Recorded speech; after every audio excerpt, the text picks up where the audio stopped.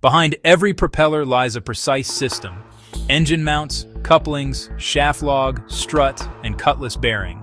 A small misalignment can rob your engine of power. Engine mounts absorb vibration and keep alignment true.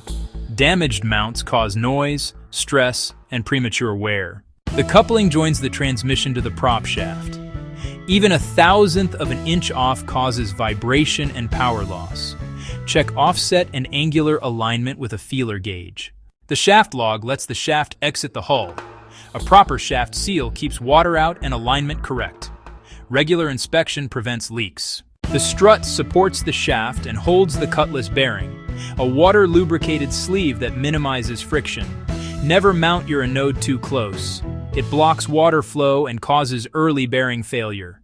You have three main propeller options: fixed, folding, and feathering. Fixed props are reliable for power. Folding and feathering reduce drag for sailboats. Think of your prop as part of a system: engine, transmission, and drivetrain. If one part is weak, the whole system suffers. Maintain your drive system, and your prop will deliver maximum power.